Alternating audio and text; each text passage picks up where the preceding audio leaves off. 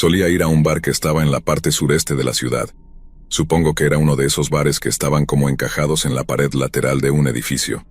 Tenía un interior muy pequeño, una rocola y muchas luces de neón. Había un montón de clientes habituales que venían todas las noches. Rara vez entraba alguien nuevo. Yo también era una de las pocas mujeres que iba allí, aunque solo iba una vez por semana, los viernes después del trabajo, para relajarme un poco. Cerca de Navidad, un año, un hombre nuevo apareció en el bar. Era lo suficientemente atractivo, y hubo cierto interés de inmediato, pero yo tenía novio y estaba muy feliz con él. Después de mirarme desde el otro lado del bar durante la mitad de la noche, finalmente se acercó y me ofreció comprarme una bebida. Rechacé la oferta y le hice saber que estaba en una relación y que no quería jugar con nadie. Insistió en que no quería acostarse conmigo, que solo quería mi corazón. Cada semana, cuando iba al bar después del trabajo, él estaba allí. Supe que se llamaba Charlie y que era nuevo en la ciudad. Se acercaba a hablarme cada vez que iba. Siempre me preguntaba si ya había roto con mi novio. Cuando le decía que seguíamos juntos, me preguntaba por qué mi novio no estaba allí conmigo. Le dije que mi novio trabajaba más tarde que yo, y que yo iba al bar porque conocía al camarero. No creo que realmente me creyera, pero seguía hablando conmigo. Al principio no fue tan molesto. Incluso era halagador que estuviera interesado en mí. Pero cada vez que entraba al bar los viernes, me preguntaba de inmediato si había roto con mi novio, siempre enfatizando la palabra aún. Poco a poco empezó a volverse muy incómodo.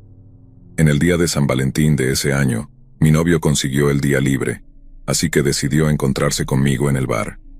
Fue una noche agradable, estábamos disfrutando de unas copas cuando Charlie entró en el bar. Al verme con Brandon, pude notar de inmediato que no estaba contento.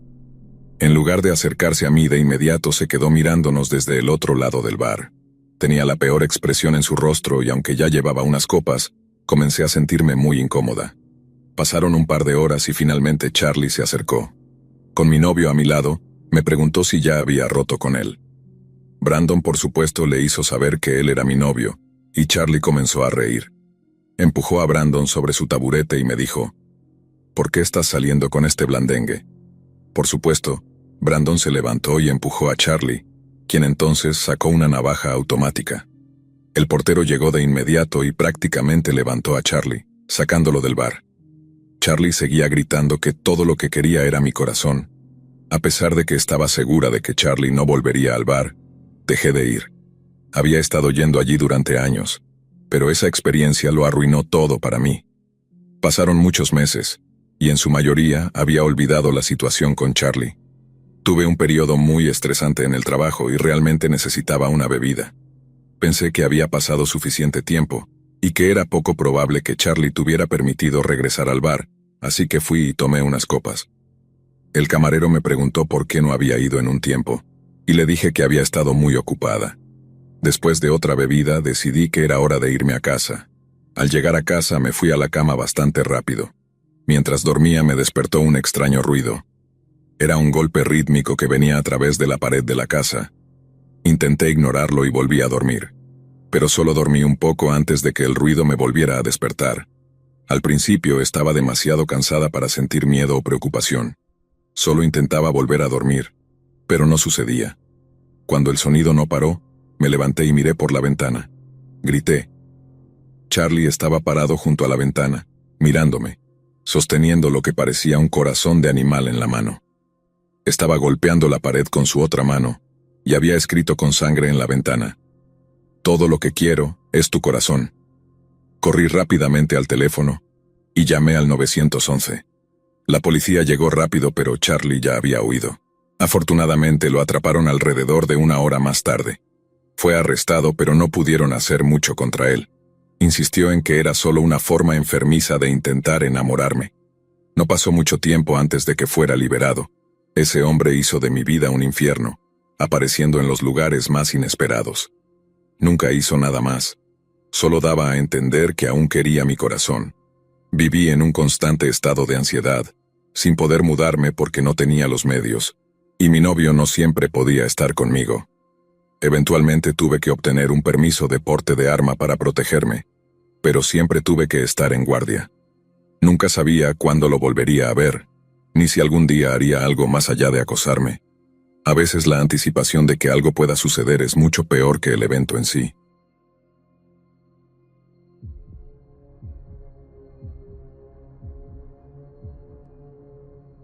Solía ser gerente en una librería Borders.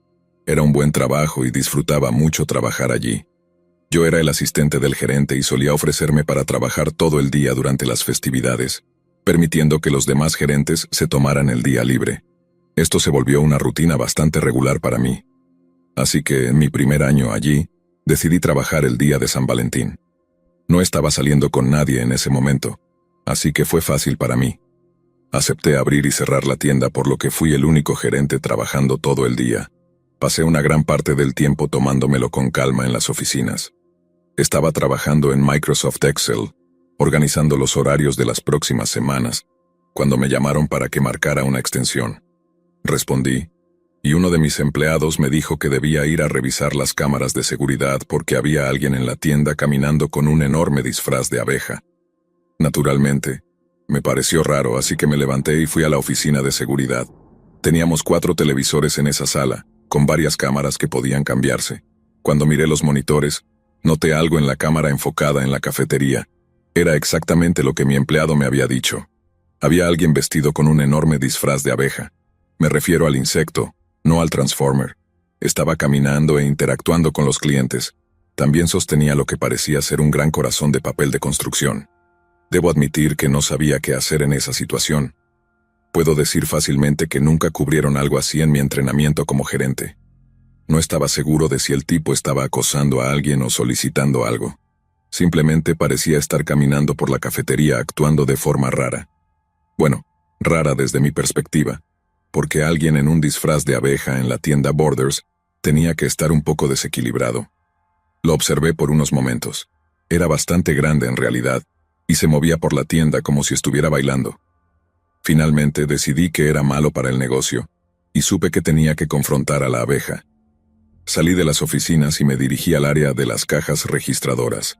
La abeja estaba dando vueltas frente a las cajas, y algunos de mis empleados estaban molestos. Los clientes también estaban invadiendo la zona, curiosos. Sin mucho entusiasmo intenté llamar la atención de la abeja. Al principio me ignoró y siguió bailando. Lo seguí, intentando decirle que era el gerente y que estaba interrumpiendo el negocio, por lo que debía irse. Finalmente, con frustración, le dije que si no se iba llamaría a la policía. Eso llamó su atención. La abeja sacó un bolígrafo y comenzó a garabatear algo en el corazón de papel que llevaba consigo. Me lo entregó y luego comenzó a bailar hacia la puerta de la tienda. Una vez que se fue, miré la tarjeta y leí: Big B dice que estás muerto. No estaba preocupado por eso. Estaba empezando temprano en el día y, francamente, no le di demasiada importancia. Me pareció una amenaza tonta, el tipo de cosa que hace alguien que busca llamar la atención. A medida que avanzó el día, me fui olvidando de la experiencia. Era algo tan surrealista que, aunque no podía sacármelo de la mente del todo, no lo veía como una verdadera amenaza. Al final del día, cerré la tienda como siempre, dejando que los empleados se fueran antes que yo. Una vez que terminé de contar el dinero y de hacer una copia de seguridad del sistema, fui a la oficina de seguridad para apagar los monitores. Justo cuando estaba a punto de hacerlo, vi algo en la pantalla. Era la misma figura con el disfraz de abeja, parado en la puerta principal de la tienda. Lo miré, incapaz de creerlo. La figura estaba ahí, mirándome a través de la cámara de seguridad, con otra cartulina en la mano. La sostenía en alto, asegurándose de que la cámara captara el mensaje. Recuerda lo que Big B dijo. Se me erizó la piel al darme cuenta de que este tipo estaba esperando fuera de la tienda. Lo primero que pensé fue en confrontarlo y decirle que llamaría a la policía si no se iba. Sabía que si salía con calma y le decía que se fuera, se asustaría. Sin embargo, cuando llegué a la entrada, él ya no estaba. Había desaparecido en la oscuridad de la noche. Me quedé allí, atónito, preguntándome si realmente había visto lo que pensé o si mi mente estaba jugando conmigo. De todos modos, no podía llamar a la policía sin una amenaza directa, y no quería causar una alarma por algo que en teoría podría ser una simple broma. Volví a la oficina y observé los monitores por unos 30 minutos, esperando verlo aparecer de nuevo.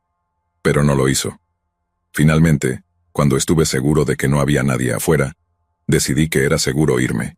Configuré la alarma de la tienda, salí y cerré las puertas. Caminé con cautela alrededor de la tienda hacia el estacionamiento, donde los empleados podíamos dejar nuestros coches. Fue entonces cuando lo vi. Al doblar la esquina, él estaba allí, parado a unos metros en la penumbra. Esta vez no tenía el corazón de papel, sino un cuchillo. Sostenía el cuchillo con firmeza, sus ojos fijos en mí a través de la máscara de la abeja. En ese instante, el mensaje en la tarjeta resonó en mi cabeza. Big B dice que estás muerto. El pánico se apoderó de mí y sin pensarlo corrí hacia mi coche. Pude escuchar sus pasos detrás de mí, y mi corazón latía a 1000 por hora. Gracias a Dios logré abrir la puerta del coche, entrar y cerrarla justo a tiempo. Mientras encendía el motor y ponía el coche en marcha, lo vi acercarse. Al acelerar, él comenzó a bailar de nuevo, al igual que lo había hecho en la tienda, balanceando el cuchillo en el aire. No puedo describir el alivio que sentí cuando me alejé rápidamente del estacionamiento. Cuando miré por el espejo retrovisor, vi a la figura de la abeja desaparecer en la distancia, aún haciendo esos movimientos inquietantes. Estaba aterrorizado y en estado de shock. Esa noche apenas dormí. Al día siguiente reporté el incidente a la gerencia de la tienda, quienes, aunque preocupados, no parecían creerme del todo. Me aconsejaron que estuviera atento, pero dudaban que alguien en un disfraz de abeja fuera a causar un verdadero problema. En los días y semanas que siguieron, la experiencia me perseguía. Cada vez que cerraba la tienda, miraba a mi alrededor en busca de la abeja, esperando no verlo nunca más. Aunque nunca volvió a aparecer en la tienda, la paranoia y el miedo se habían instalado en mi vida diaria. Jamás supe quién era o qué realmente buscaba. A pesar de que intentaba seguir con mi vida normal, la experiencia con el Big B nunca se borró de mi mente. Cada vez que trabajaba el turno de cierre, sentía esa creciente ansiedad que iba de menor a mayor conforme se acercaba la hora de apagar las luces de la tienda y salir al estacionamiento. Recuerdo haber dejado de ofrecerme voluntario para trabajar solo en días festivos o noches especiales. Incluso empecé a organizar que otro gerente se quedara hasta el final conmigo, solo para no estar solo en ese lugar. Pasaron meses, y aunque no volví a ver a Big B, la experiencia me había cambiado. Miraba hacia todos lados al salir de cualquier edificio en el que trabajaba y mantenía el celular a mano por si necesitaba llamar a la policía. Pero a pesar de todos mis esfuerzos por dejar atrás ese incidente, una noche de verano, algo sucedió. Esa noche no estaba trabajando, sino que había salido a cenar con unos amigos en un restaurante al otro lado de la ciudad. Hacía mucho calor y el lugar estaba lleno, así que después de la comida, decidimos salir a caminar un poco por la zona antes de regresar a nuestras casas. Mis amigos y yo caminábamos por una calle concurrida, riendo y disfrutando de la noche. Era un raro momento en el que realmente había logrado relajarme y no pensar en el maldito disfraz de abeja. Pero en un momento, al cruzar una esquina y entrar en una calle un poco más oscura, sentí que algo no estaba bien. Al principio fue solo una sensación, una intuición de que alguien nos estaba mirando. Decidí ignorarla, pero la incomodidad no se iba. Entonces, casi de manera instintiva, miré hacia atrás y ahí estaba. A solo unos metros detrás de nosotros, iluminado por la tenue luz de una farola, vi una figura inconfundible. El mismo disfraz de abeja. Esta vez, sin embargo, parecía que había envejecido. El traje estaba desgastado, sucio y raído, como si hubiera sido abandonado y dejado al deterioro. Pero lo que realmente me hizo temblar fue la mirada que se alcanzaba a distinguir bajo la máscara de abeja. Aunque mis amigos no se habían percatado, yo lo miraba directo a los ojos y sentí un nudo en el estómago. Mi primer impulso fue correr, pero me obligué a mantener la calma. Sabía que mis amigos no entenderían si salía corriendo sin dar explicación, y no quería asustarlos. En lugar de eso traté de actuar como si nada, respiré profundo y dije: «Chicos, creo que deberíamos tomar otra calle. Esta está muy oscura». Afortunadamente aceptaron sin hacer preguntas, y empezamos a caminar en la dirección contraria. Con el rabillo del ojo pude ver cómo Big B nos seguía, manteniendo la distancia pero asegurándose de no perderme de vista. Mi mente estaba a 1000 por hora. ¿Qué quería de mí? ¿Por qué reaparecía ahora, después de tantos meses? Y lo peor de todo, ¿hasta dónde estaba dispuesto a llegar? Mi corazón latía tan fuerte que me sentía mareado. pero tenía que hacer algo antes de perder el control. Finalmente, después de varios minutos de caminar, encontramos un grupo de personas fuera de una cafetería. Me acerqué rápidamente al grupo y les expliqué brevemente la situación. Uno de los hombres se ofreció a llamar a la policía, y sin dudarlo acepté. Sin embargo, cuando miré hacia atrás, la figura de Big B había desaparecido una vez más. Mi cuerpo temblaba, pero me forcé a respirar profundo, agradeciendo a las personas que habían ayudado. La policía llegó al poco tiempo, aunque no pudo hacer mucho al respecto, ya que el tipo se había esfumado como si nunca hubiera estado allí.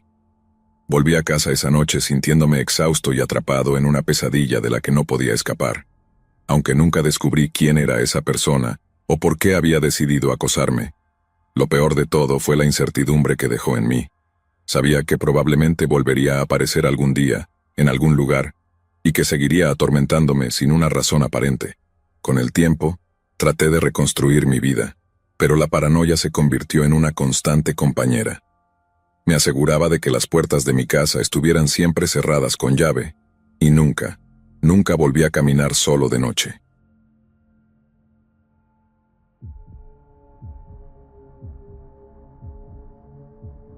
Mi crush en la escuela secundaria era Alan. Sí, soy un chico y sí, soy gay. Ya estaba fuera del armario en esa época, y nadie realmente tenía problema con eso.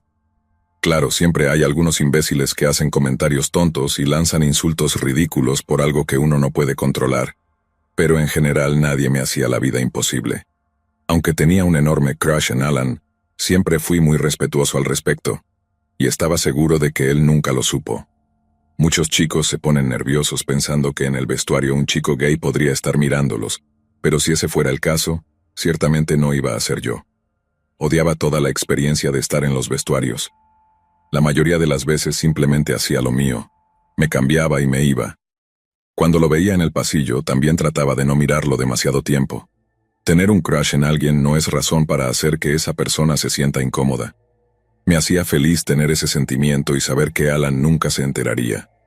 Pero mi mejor amiga, Trinidad, pensaba que debería simplemente decirle que me gustaba. Me decía que todos en la escuela ya sabían que era gay, así que, ¿qué podría salir mal?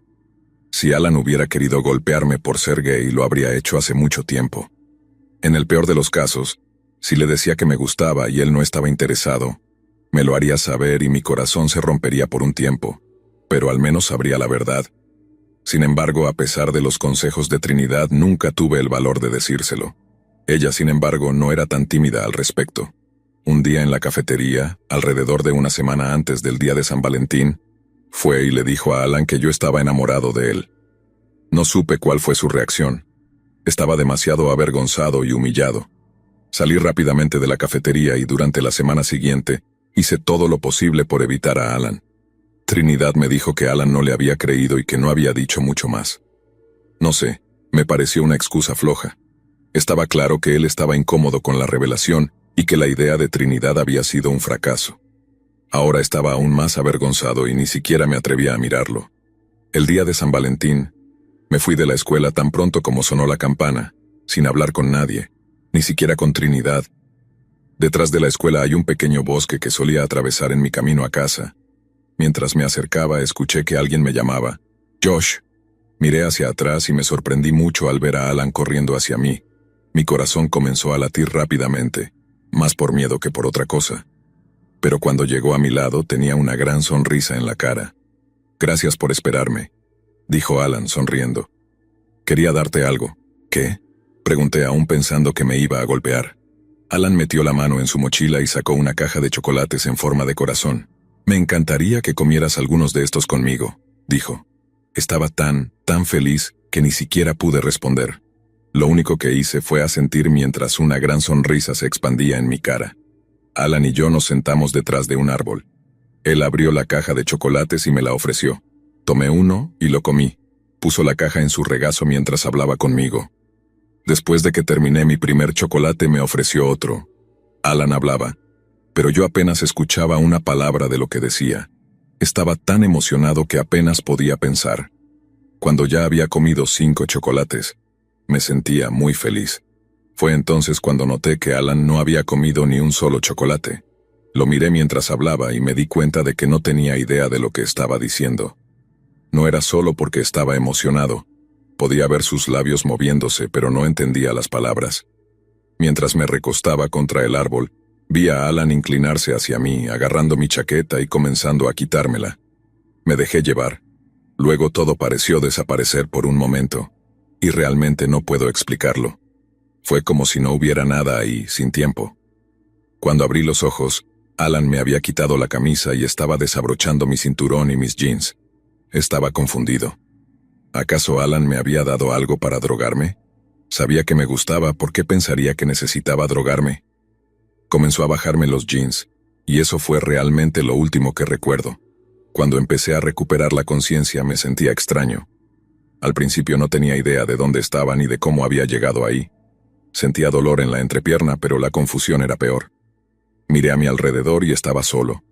Estaba oscuro. Parecía estar desnudo. Luego, al mirar hacia abajo cuando mi cabeza se aclaró, entendí por qué me dolía. Mi entrepierna estaba completamente cubierta de hormigas. Al mirar al suelo vi una gran fila de hormigas yendo y viniendo. Intenté levantarme, pero al principio estaba aturdido. Traté de sacudirme las hormigas, pero mi piel estaba pegajosa. No entendía bien qué me causaba el dolor, pero intenté levantarme. Y cuando lo hice, me caí y me golpeé el brazo contra un árbol, rompiéndomelo. El dolor me ayudó a despejarme un poco y logré sacudir las hormigas, aunque no sirvió de mucho. No estaba muy lejos de la escuela. Miré a mi alrededor y no pude encontrar mi ropa. Lo único que tenía para cubrirme era la caja de chocolates en forma de corazón. Tuve que ignorar el dolor en mi entrepierna y en el brazo roto mientras sostenía la caja sobre mí y corría de regreso a la escuela. Algunos chicos me vieron y se rieron a carcajadas. Logré llegar a la enfermería y luego me llevaron al hospital. Lamentablemente, una vez que me limpiaron, mi entrepierna estaba muy enrojecida y adolorida. Se veía terrible y hubo algo de cicatrización cuando sanó, pero al parecer no había daños graves. Aparentemente, Alan y sus amigos no habían planeado muy bien la broma. También me pusieron un yeso, el primero de mi vida. Estaba demasiado avergonzado por todo el asunto como para decirle a la gente que Alan había sido el responsable. Guardé la historia para mí mismo. Durante casi 2 semanas, estuve en dolor cada vez que caminaba.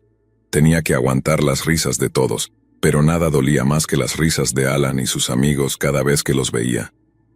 La peor parte de todo esto fue que 5 años después, vi a Alan de nuevo bailando en un bar gay. Resulta que sí era gay, lo que hacía que toda la broma homofóbica fuera aún peor. Aún estaba furioso con él por lo que había hecho. Afortunadamente conocía a algunos chicos realmente grandes y fuertes que eran buenos amigos míos, y no se opusieron a ayudarme a vengarme de mi crush de la secundaria.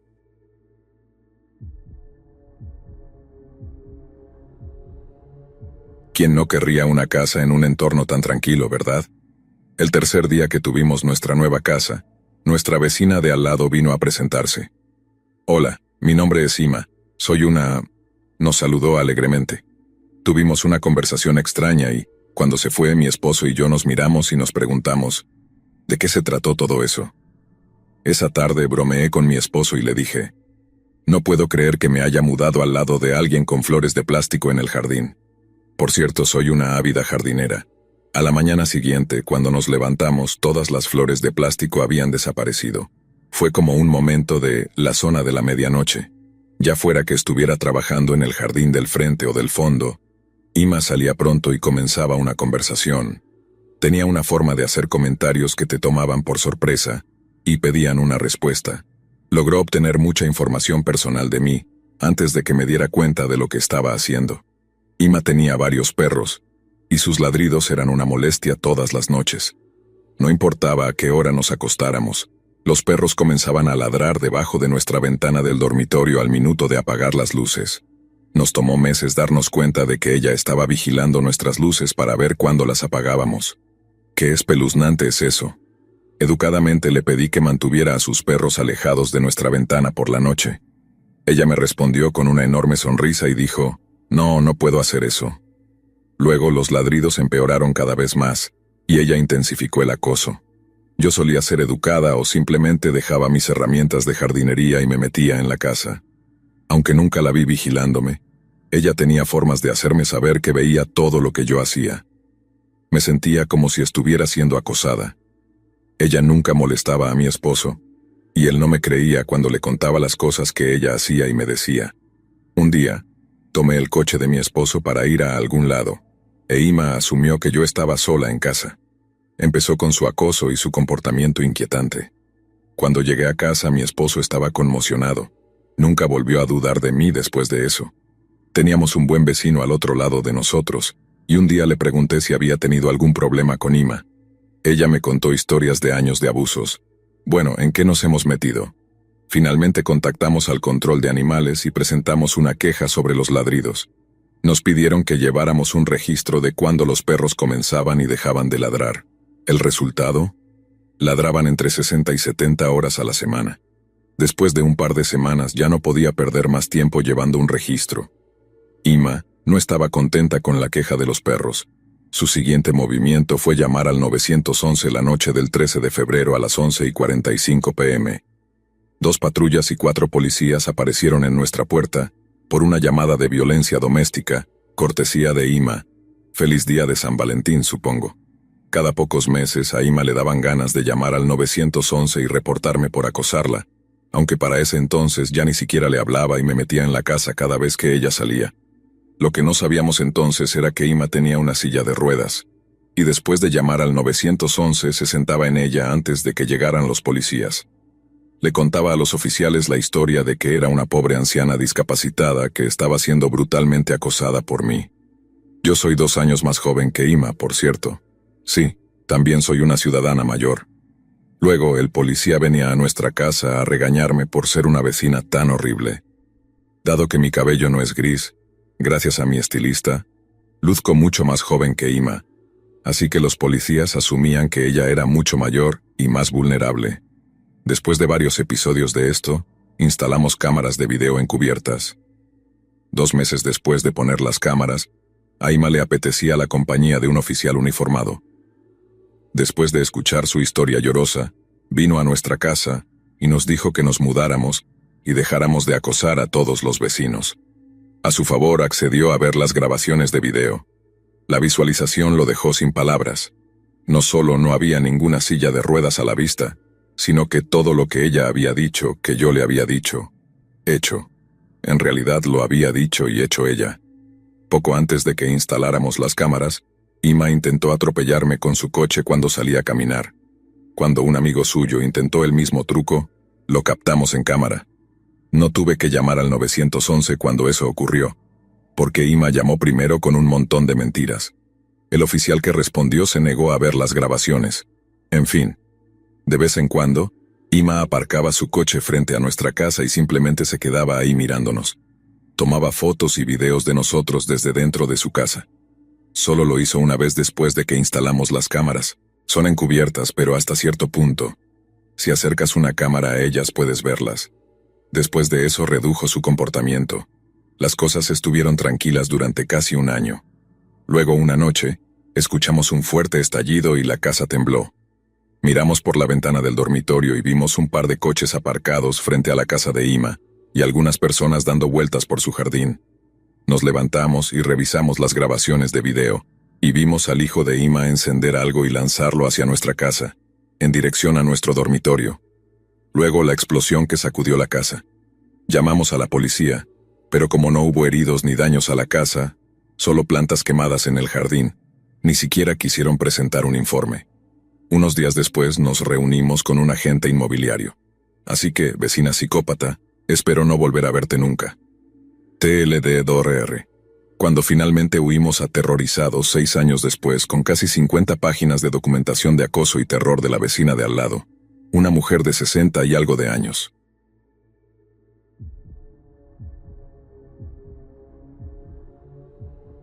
Esto me sucedió cuando tenía 13 años, y ahora tengo 18 años. Estaba de vacaciones en Cancún con mi familia, la cual incluía a mis padres, mi hermano y 5 de mis primos y sus padres. Durante el día, todos hacíamos nuestras propias actividades, pero nos reuníamos para cenar en el resort. Y después de la cena, los adultos se quedaban en el restaurante buffet hablando, mientras que los niños íbamos a pasar el resto de la noche junto a la piscina. En este día en particular del viaje, era el día de San Valentín y uno de los adultos había conseguido dulces para todos los niños. Dejé mi parte de los dulces en la habitación del hotel de mi familia inmediata, la cual compartíamos. Mientras estaba pasando el rato con mi hermano y mis primos después de la cena, 2 de mis primos iban a regresar a una de las habitaciones a recoger sus dulces, así que decidí unirme a ellos. Estábamos en el mismo piso y solo una habitación al lado. Recogí mis dulces, pero uno de mis primos tuvo que usar el baño, así que esperé afuera en el pasillo. Mientras esperaba, noté a un tipo caminando de un lado a otro por el pasillo. Era alto, o al menos me parecía alto porque yo era una niña de 13 años. Estaba calvo, con lo que creo que era un poco de vello facial, pero no recuerdo claramente ese detalle. Llevaba puesta una camiseta que se parecía a una que tenía mi papá de la banda The Eagles. Era como dorada y blanca o dorada y negra, realmente no lo recuerdo. De todos modos, él caminaba de un lado a otro por el largo pasillo del piso del hotel. Me dijo, «Hola», una vez en la tercera vuelta y siguió caminando. En la cuarta vuelta noté desde una buena distancia que llevaba una bebida en la mano. Asumí que estaba borracho y ya me sentía un poco incómoda, pero esto lo confirmó para mí. Pasé mi tarjeta llave por la cerradura para volver a entrar en la seguridad de mi habitación del hotel. Cuando me di la vuelta para cerrar la puerta, lo vi justo detrás de mí. No había dado más de 60 centímetros dentro de la habitación, y mi mano estaba del otro lado de la manija de la puerta para cerrarla, y él estaba directamente frente a mí, todavía en el umbral de la puerta, pero lo suficiente dentro de la habitación como para que, si la cerraba, me quedara atrapada con él adentro. Mi corazón latía a 1000 por hora y le pregunté con una voz sorprendentemente tranquila qué estaba haciendo. Aunque sonaba calmada, estaba aterrada. Él solo me miró en blanco y balbuceó, «No sé», como respuesta a mi pregunta.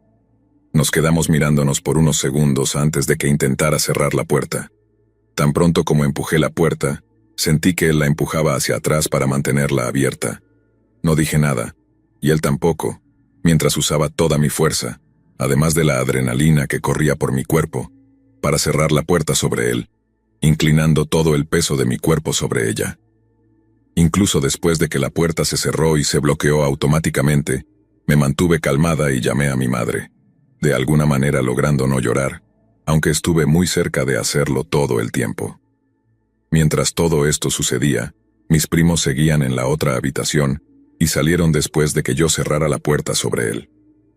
Ellos asumieron que había bajado al vestíbulo a esperarlos. Pasaron muchas otras cosas mientras mi papá y su primo intentaban encontrar al tipo, mientras yo esperaba en la habitación a mi madre. Honestamente, es una historia más complicada de lo que estoy contando, pero solo estoy explicando mi parte. Después de unos 15 minutos de todo lo que estaba pasando, y de que ahora toda mi familia estuviera en el vestíbulo preocupada por mí, la seguridad del hotel finalmente trajo al tipo y comenzaron a interrogarlo. Lo que diré sobre el trasfondo es que el tipo había robado un walkie-talkie de la seguridad, y cuando mis padres llegaron al piso, el tipo todavía estaba allí. Mis padres le preguntaron si él era de seguridad porque algún tipo había entrado en la habitación de su hija. El tipo obviamente mintió e insultó a mi madre. Mi madre me estaba contando todo esto mientras estábamos en el vestíbulo. En ese momento mi papá se acercó a nosotros para obtener una imagen clara de lo que me había pasado. Le conté todo, y se acercó al tipo, que seguía siendo interrogado por la seguridad, y le preguntó, «¿Entraste en la habitación de mi hija?» El tipo le dijo que se fuera al diablo y le dio una bofetada a mi papá, lo cual fue exactamente lo que mi papá quería. Comenzó a golpear al tipo y este cayó sobre la esquina de una mesa de mármol, abriéndose la cabeza. El tipo puede haber estado borracho cuando todo esto sucedió, pero a mi papá no le importó, y a mí tampoco. Más tarde esa noche, mis padres, mi hermano y yo estábamos de vuelta en nuestra habitación después de que todo había terminado, y mi madre comenzó a llorar a mares. Nunca había visto a mi madre llorar así antes, y aún me hace llorar solo de pensarlo, incluso mientras escribo esto. Gracias a mi instinto por decirme que entrara a la habitación, y gracias a mi obsesión con los programas policiales en ese momento, por enseñarme cómo mantener la calma en situaciones como esa. Gracias a los guardias de seguridad y gracias a mis padres. A ese tipo espero no volver a verte nunca, pero si lo hago, tú serás el que debería estar asustado, porque me he vuelto mucho más loca desde que tenía 13 años.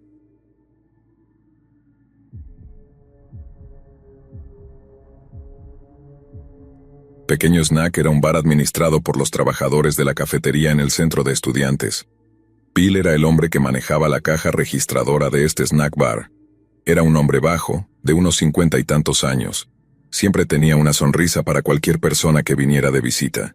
Le encantaba cuando los adultos del edificio venían a buscar comida o bebidas, y trataba de entablar conversación con cualquiera que se detuviera a hablar. Parecía triste y solitario.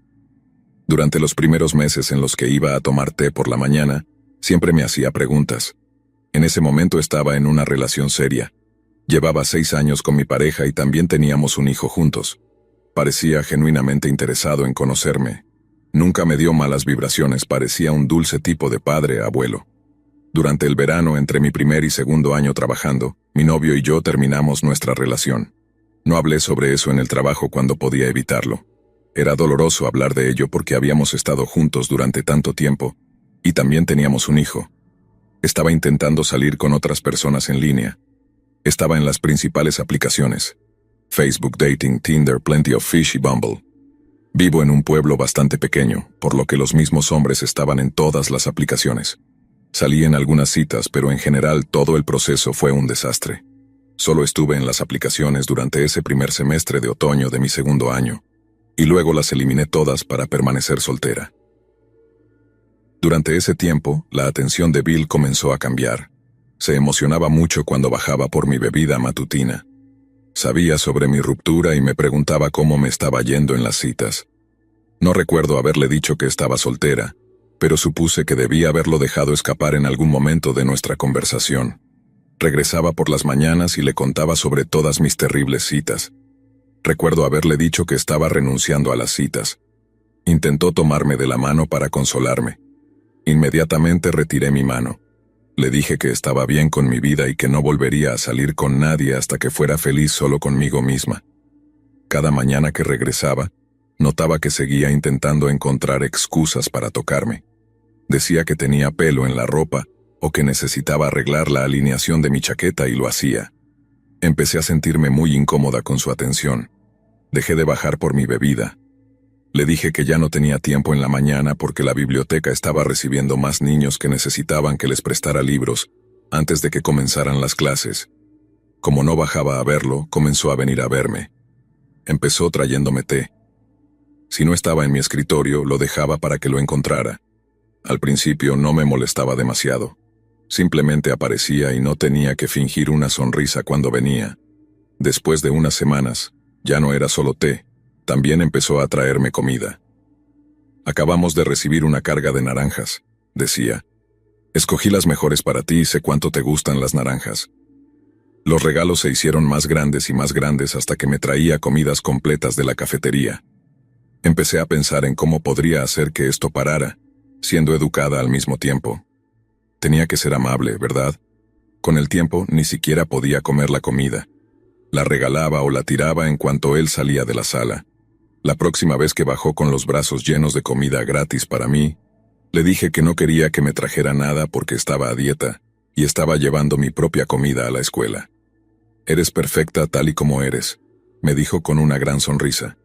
Le respondí, gracias. ¿Por qué siento la necesidad de ser amable con la gente espeluznante?, me preguntaba. Cuando intentaba traerme comida, le agradecía y le recordaba que no quería más comida. Cuando venía y no estaba en mi escritorio, me agachaba y me escondía hasta que se iba. Los estudiantes empezaron a preguntar qué estaba pasando. Soy una mujer adulta y la persona a cargo de estos estudiantes, y estoy escondida en el suelo detrás de una pila de libros para evitar hablar con él. Incluso los estudiantes decían que no les caía bien. Los estudiantes lo habían apodado el troll, un apodo muy acertado. Con el tiempo entendió que no quería más comida de él. Tuve un mes de glorioso silencio, sin visitas, solo saludos incómodos en el pasillo si me cruzaba con él. Mi segundo año como bibliotecaria terminó.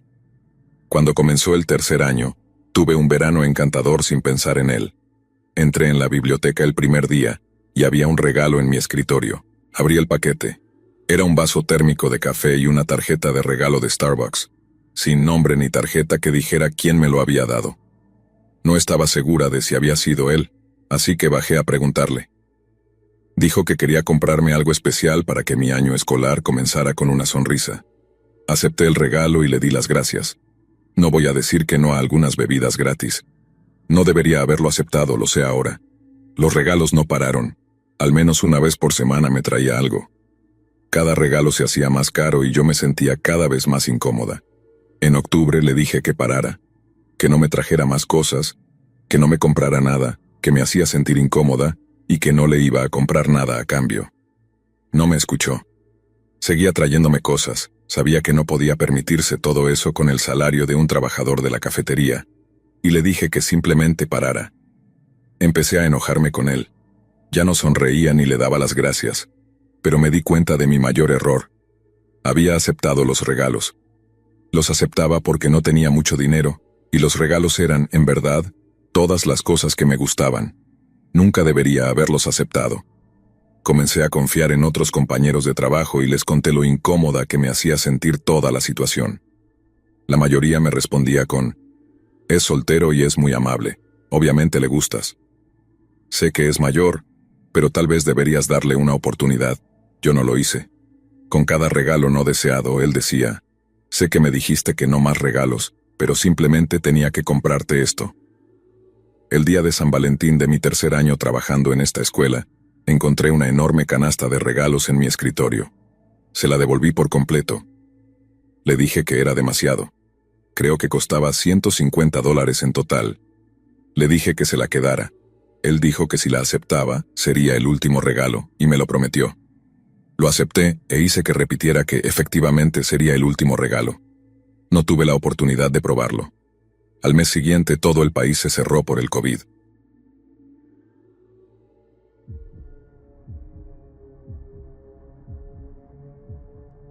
Un lugar donde todos estaban o bien emparentados entre sí o se odiaban mutuamente. No tenía familia allí, así que sí, pero tenía una linda novia rubia, y también era bastante odiado por eso. Nada grave, solo acoso leve, peleas ocasionales, pero había ido en aumento. Así que por eso en el día de San Valentín mi novia y yo decidimos saltarnos el baile escolar y quedarnos en su casa para ver una película mientras sus padres salían.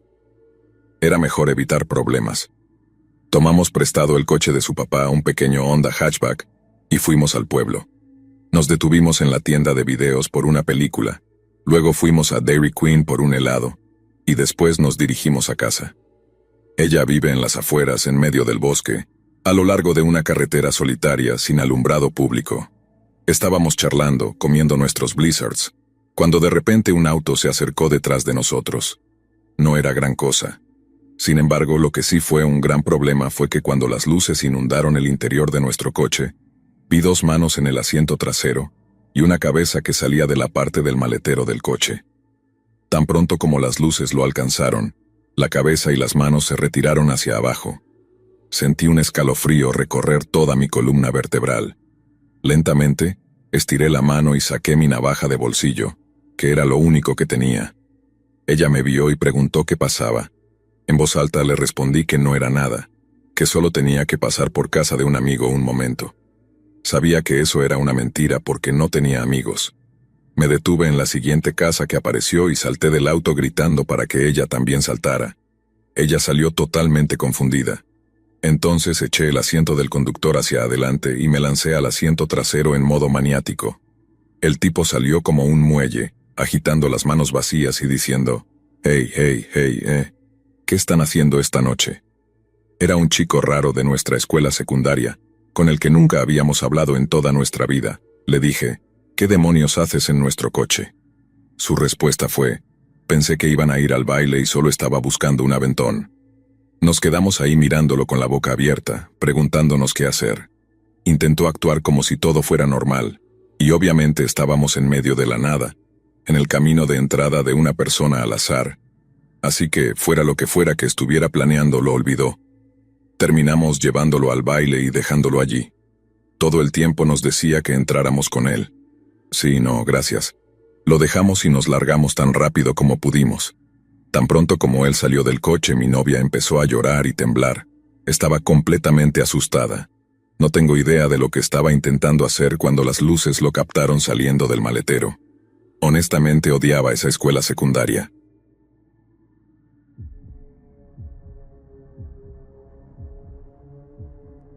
Cuando era más joven me diagnosticaron trastorno bipolar a los 14 años. Fue muy difícil para mí socializar en persona, así que recurrí a Internet.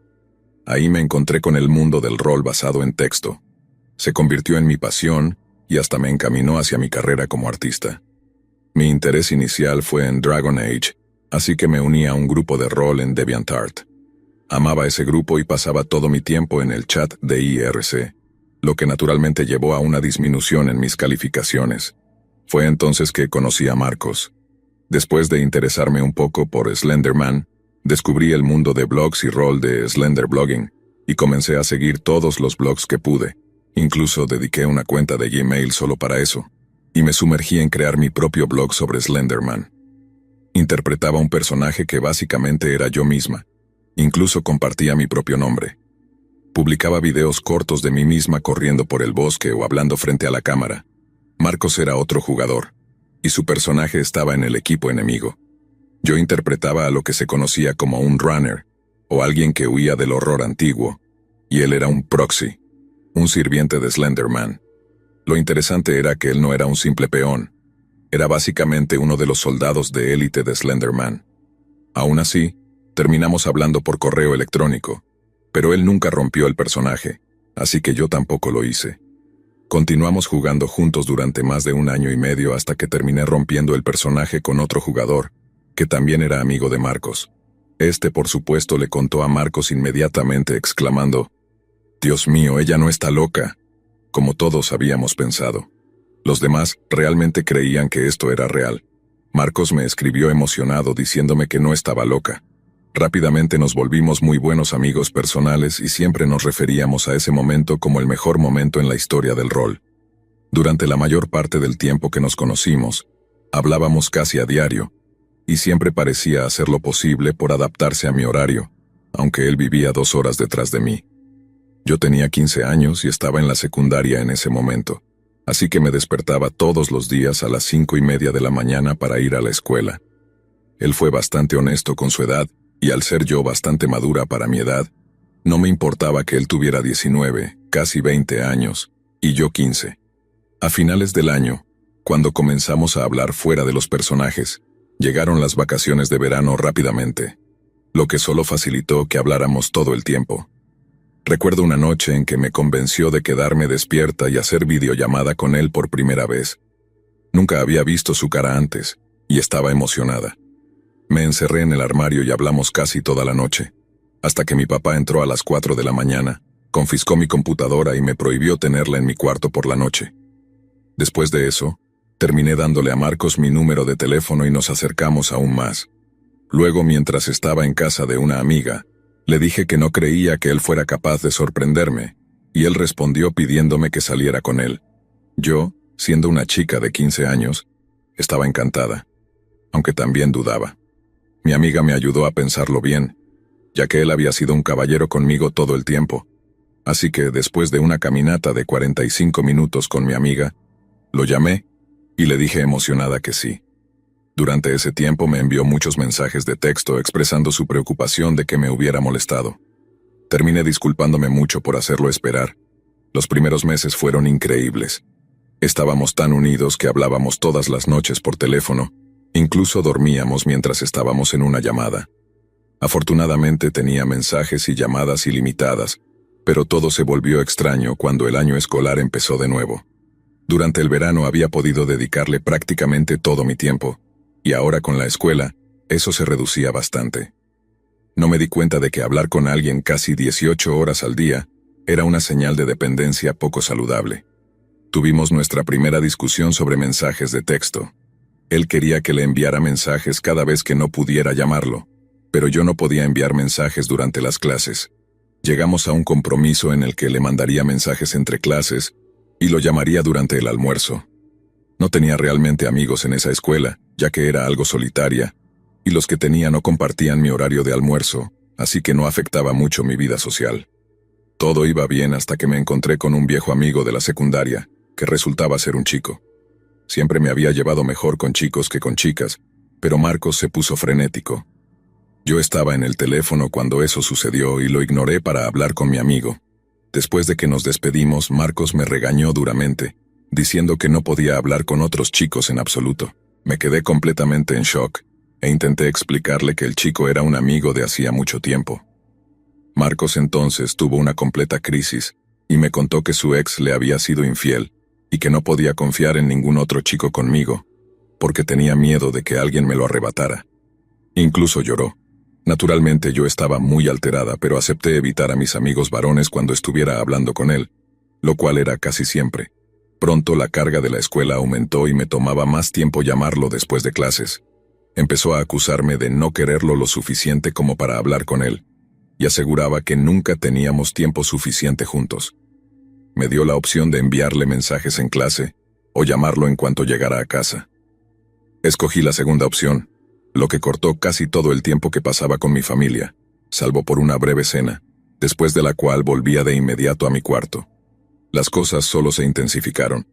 Me retenían en clase por quedarme dormida, ya que él me mantenía despierta toda la noche, y explotaba si no lo contactaba justo cuando sonaba el timbre. Incluso había anotado mi horario exacto minuto a minuto, y cualquier desviación lo alarmaba. Empecé a alejarme de todos mis amigos, ya que él no aprobaba a ninguno. Incluso aseguraba que un amigo en particular era la personificación humana de un demonio que intentaba matarlo. Su estado mental resultó ser extremadamente frágil, y me dijo que tenía una segunda personalidad que era literalmente su personaje de Slenderman, llamado Strider. Marcos hablaba frecuentemente de una constante batalla para mantener a Strider bajo control porque, aunque no era una mala persona, era un completo cretino. Justificaba sus arrebatos culpando a su personaje, e incluso me enviaba mensajes en cursiva como Strider, como si su cuerpo hubiera sido tomado solo para menospreciar a una chica de 15 años. Yo era empática, ya que mi trastorno bipolar estaba en su peor momento, y mi terapeuta murmuraba la palabra esquizoafectivo a mi madre, cuando creía que no podía oírla.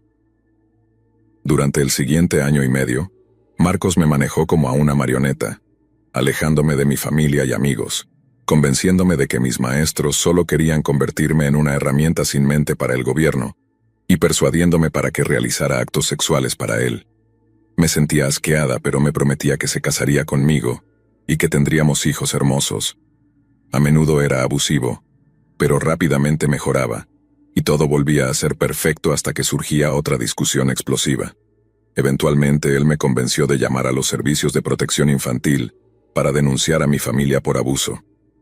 No diré que mi familia era perfecta.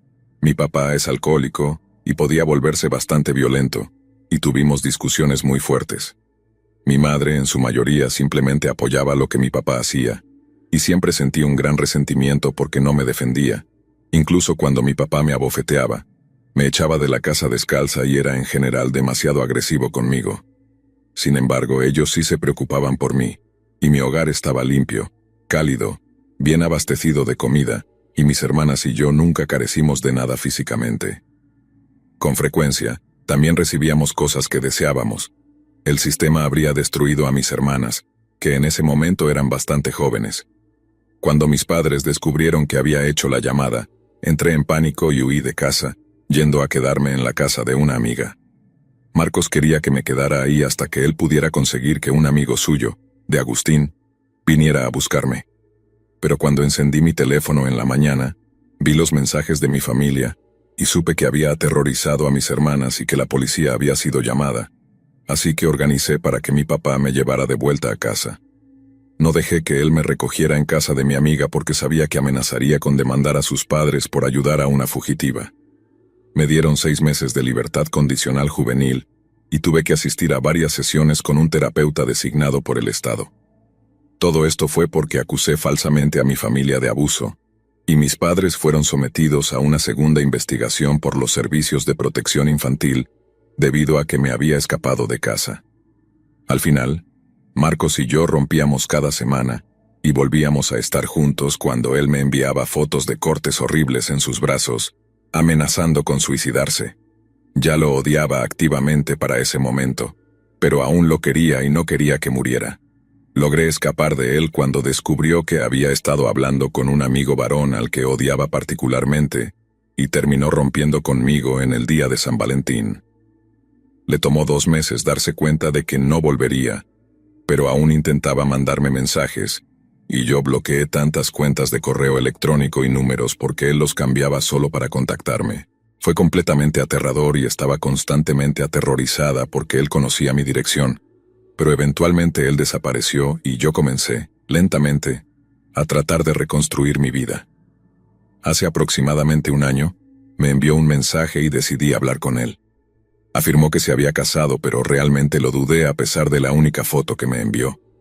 Le pregunté en qué fecha había sido su boda, pero no pudo decírmelo, y primero intentó afirmar que había sido en diciembre, 2 meses antes de que rompiera conmigo. Cuando lo enfrenté sobre eso, retrocedió y se puso a la defensiva. Después de eso lo bloqueé nuevamente, satisfecha de que seguía siendo un desastre miserable y que no había atrapado a otra pobre menor. Así que Marcos, espero no volver a encontrarte.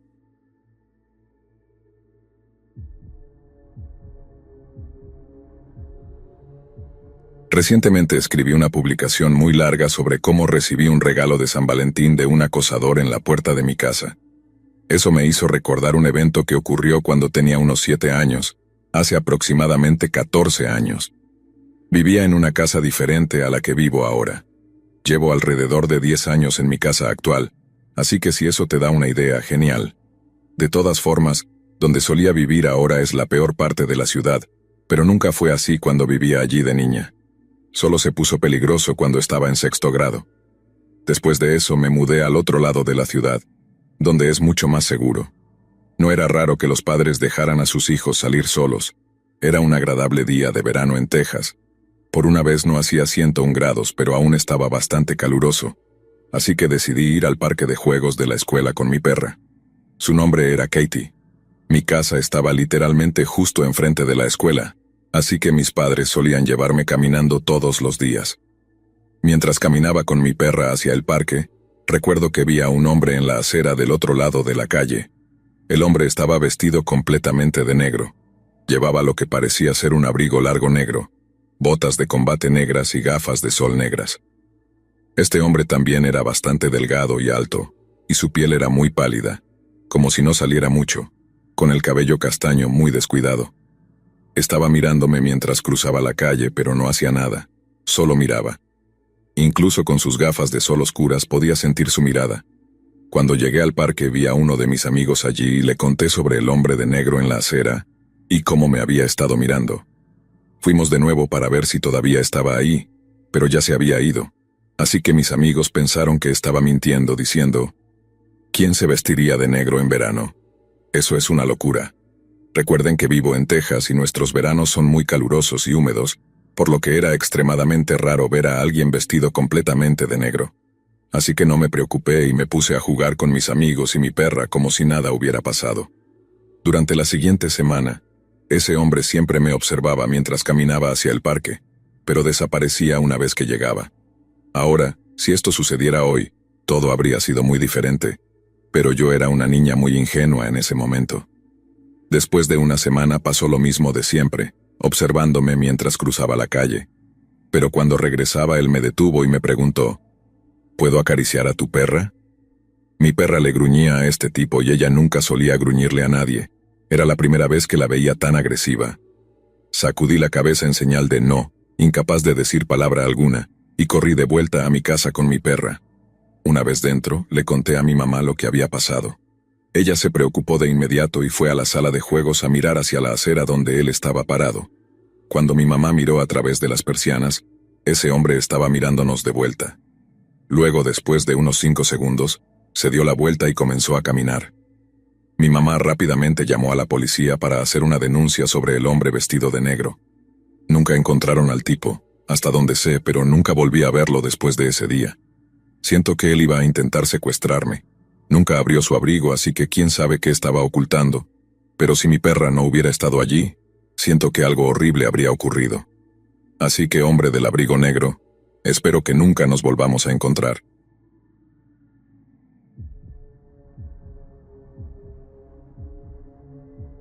Este fue, sin duda, el peor día de San Valentín que he pasado en mi vida.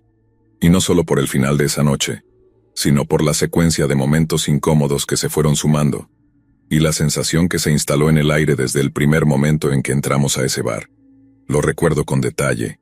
cada palabra, cada mirada, cada silencio cargado que anunciaba que algo terrible estaba a punto de pasar. Pero yo, en ese momento, no entendía lo que sucedía, o tal vez no quería entenderlo. San Valentín siempre me había parecido una celebración un poco superficial, pero ese año quería darle una oportunidad. Miguel, mi novio, había insistido en que hiciéramos algo especial, y aunque no soy la persona más romántica, su entusiasmo me contagió. Nos arreglamos y aunque no era una cita cara ni nada, al menos estábamos planeando salir a tomar algo, a disfrutar, a hablar y reír. Elegimos un bar en el centro, uno al que íbamos cada tanto y que tenía un ambiente relajado, música en vivo, iluminación cálida y unos cócteles increíbles. Desde el momento en que Miguel me pasó a buscar, me sentí tranquila. Era un San Valentín distinto, y por primera vez, me emocionaba de verdad. Sin embargo, esa calma inicial no duró mucho. Al llegar al bar, vi a alguien que no esperaba ver. Alguien que hacía un año había salido de mi vida, y que no pensé volver a encontrarme, mucho menos esa noche. Mi ex, Derek. Él estaba allí, en el mismo bar, sentado en una mesa al fondo. Llevaba la misma chaqueta de cuero con la que lo había visto por última vez, y estaba acompañado por una chica a la que no conocía. Era una joven de cabello castaño oscuro, atractiva y risueña, que se notaba que no tenía idea de con quién estaba sentada. No pude evitar que mi mirada se desviara hacia ellos un par de veces, mientras Miguel y yo nos acomodábamos en una mesa un poco más adelante. Derek no me había visto, o al menos eso pensé. Le conté a Miguel que ahí estaba mi ex, tratando de no darle mucha importancia. Él me miró con una mezcla de sorpresa y curiosidad, pero sin darle demasiada importancia. Que él haga lo suyo y nosotros hacemos lo nuestro, dijo, encogiéndose de hombros y sonriéndome, tratando de tranquilizarme. Los primeros minutos de la noche transcurrieron sin problema. Miguel y yo conversábamos, nos reíamos, y aunque mi ex seguía en el fondo del bar, intenté concentrarme en nuestra conversación. Aún así, de vez en cuando sentía la mirada de Derek sobre mí. Era como si, de alguna manera, él hubiera sabido desde el primer momento que yo estaba allí. Algo en su manera de mirar, en sus gestos, y en cómo hablaba con la chica que lo acompañaba me daba una mala espina. Eventualmente, su presencia dejó de ser un eco lejano en mi mente y se convirtió en algo imposible de ignorar. En algún momento de la noche, noté que Derek se había levantado de su mesa y que, tambaleándose un poco, se acercaba hacia nosotros.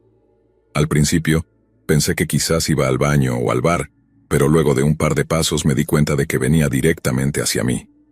Sentí el estómago retorcerse. Traté de concentrarme en Miguel, que seguía hablando sin darse cuenta de la presencia de Derek. Finalmente, Derek llegó hasta nuestra mesa y se paró a nuestro lado demasiado cerca. La expresión en su rostro era oscura, casi vacía, y con un toque de algo que nunca había visto en él antes, algo peligroso. Con voz apenas perceptible y entrecortada me saludó. «Leila, hace mucho que no te veía». Me congelé. Fue como si todo el ruido y las risas del bar desaparecieran de repente, como si el tiempo se ralentizara. Lo último que quería en ese momento era una confrontación, especialmente en una noche que pretendía ser tranquila y especial.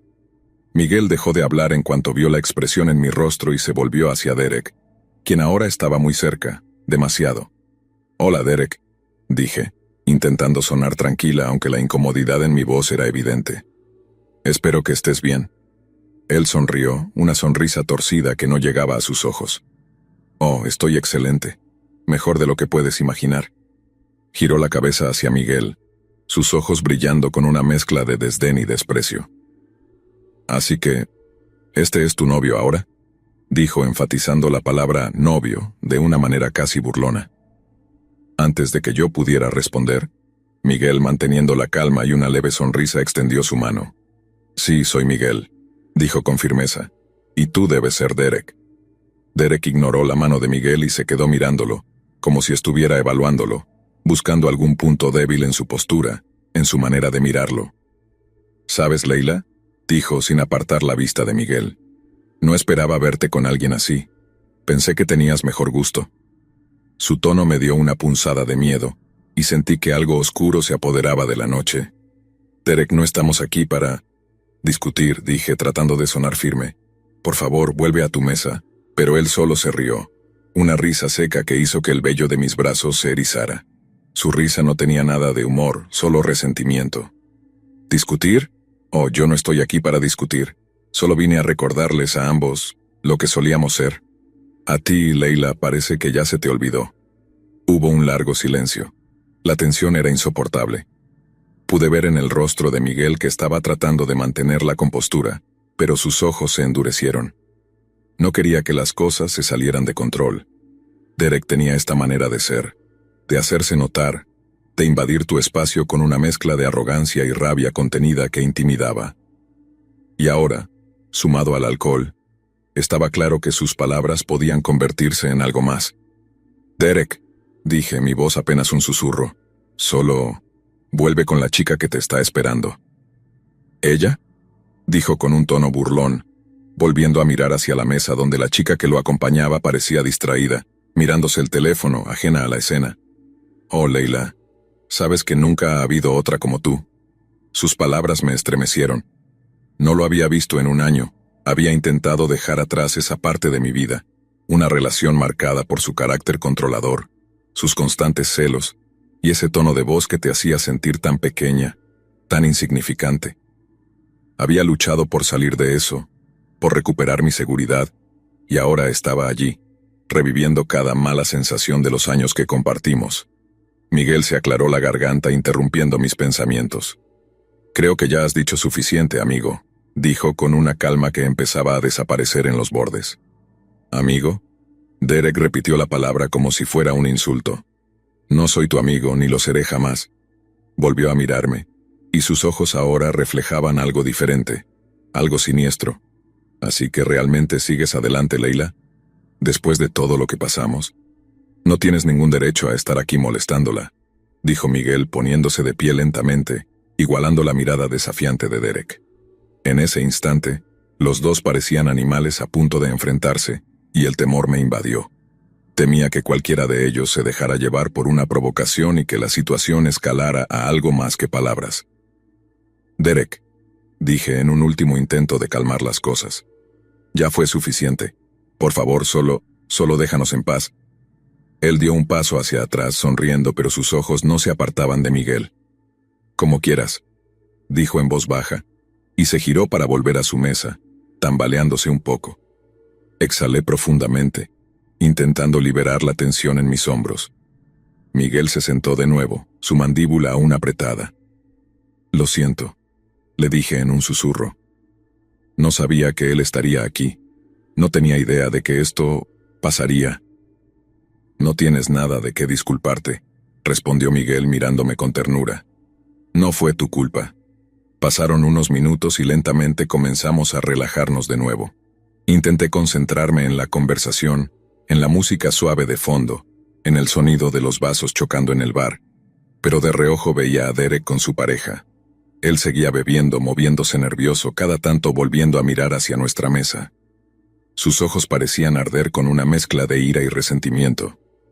La chica que estaba con él le decía algo, probablemente pidiéndole que se calmara, pero él apenas la escuchaba.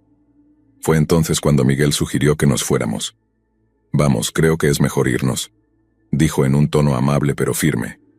Estuve de acuerdo y mientras recogía mis cosas, traté de evitar mirar en la dirección de Derek, esperando que no se diera cuenta de que estábamos saliendo.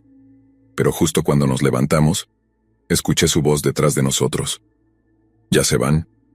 Mis manos comenzaron a temblar. Miguel y yo apenas habíamos dado un par de pasos hacia la salida cuando la voz de Derek resonó a nuestras espaldas, cargada de un sarcasmo ácido y peligroso. Era como si esa pequeña distancia que habíamos intentado poner entre nosotros y él se desmoronara en un instante. «¿Ya se van tan pronto?», repitió, acercándose con una lentitud calculada. Mi corazón latía con fuerza mientras miraba a Miguel, que aunque intentaba mantenerse sereno ya no podía disimular la tensión que le endurecía los hombros y la mandíbula. La noche tranquila y romántica que habíamos imaginado se había convertido en una pesadilla. «Sí, Derek, ya nos íbamos», respondí en un tono cortante, tratando de mantener la calma, aunque la incomodidad y el miedo estaban cada vez más presentes en mi voz. «Por favor, solo déjalo ya». Él dio un paso más cerca, con una sonrisa torcida en el rostro.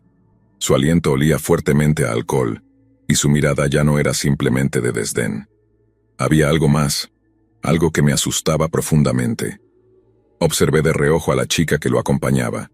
Ella también parecía incómoda, pero en lugar de intervenir se quedó en su lugar, observando en silencio, probablemente sin saber bien qué hacer. Miguel dio un paso hacia adelante, colocándose entre Derek y yo como un escudo. «Creo que es hora de que te vayas», dijo con firmeza, clavando sus ojos en los de Derek. Pero él solo se rió, una risa hueca, llena de desprecio. «¿Ves, Leila? Este es el tipo de chico con el que te metiste. Uno que piensa que puede ordenarme que me vaya». Derek miró a Miguel con una especie de superioridad extraña, como si supiera algo que nosotros no. Intenté dar un paso hacia la salida, pero Derek, en un movimiento brusco, bloqueó el camino, y su rostro se tornó oscuro. ¿Te das cuenta, Leila, de lo fácil que fue para ti olvidarme? De lo fácil que fue reemplazarme. Derek, no tienes que hacer esto, le dije en voz baja, esperando calmarlo, intentando que bajara la guardia aunque fuera un poco. Esto no es sano para nadie, solo sigue adelante. No hables de mí como si yo fuera el problema. Escupió las palabras con un tono tan envenenado que me hizo estremecerme. ¿Sigue adelante? ¿De verdad crees que todo se olvida así? ¿Que puedo olvidarte como si nada, después de todo lo que hicimos juntos? Miré a la chica que estaba con él.